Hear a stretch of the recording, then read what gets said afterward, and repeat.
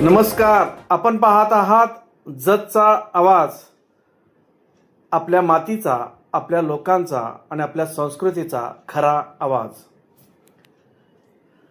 जत शहरातील प्रामाणिकपणाचे एक प्रेरणादायी उदाहरण पाहायला मिळाले आहे।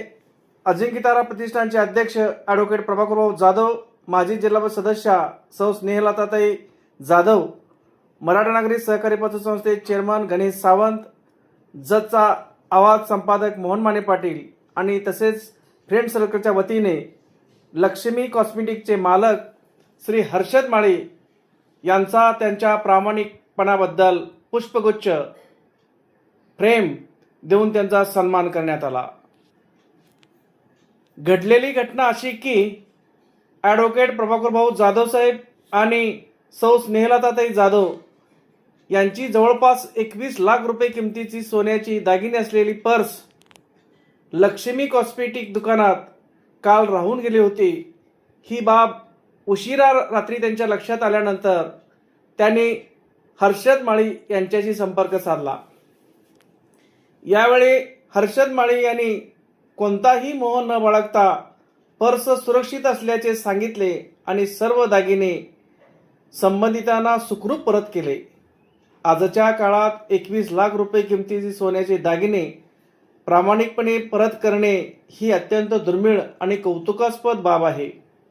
हर्षद माळी यांच्या या प्रामाणिक कृतीमुळे समाजात अजूनही विश्वास, निष्ठा आणि माणुसकी जिवंत असल्याचे पुन्हा एकदा सिद्ध झाले आहे। त्यांच्या या कार्याबद्दल उपस्थित मान्यवरांनी तसेच त्यांचे मनापासून अभिनंदन केले आणि भविष्यातही अशीच प्रामाणिक सेवा समाजासाठी करत राहण्याची शुभेच्छा दिल्या। प्रामाणिकपणाचा सन्मान आणि माणुसकीचा गौरव करणारा हा सोहळा उपस्थितांसाठी प्रेरणादायी ठरला। अशाच सकारात्मक, प्रेरणादायी आणि सहजातीच्या बातम्यांसाठी जोडलेले रहा।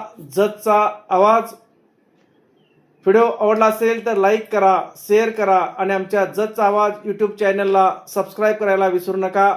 धन्यवाद।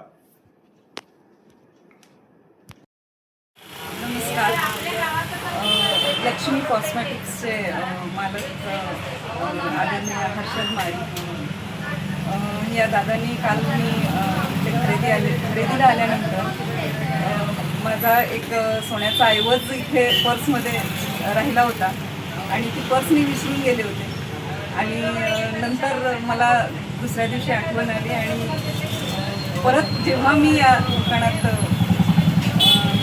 लक्ष्मी कॉस्मेटिक्समध्ये आले आणि आम्ही विचारलं की असं पर्स आजच्या या युगामध्ये जग आता आपल्याला माहीतच आहे कसं आहे, सोनं इतकं महाग झालेलं आहे। पण हर्षद माळी दादांना जेव्हा आम्ही भेटलो आणि त्यांनी पर्स काढून दिली आणि त्यांचा इतका मोठा प्रामाणिकपणा आणि खरंच आज हे जग चाललं आहे हे खरंच अशा आदर्श आणि अशा व्यक्तींमुळेच चाललेलं आहे आणि त्यांची मी खूप खूप आभारी आहे, ऋणी आहे की मला माझा ऐवज परत मिळाला।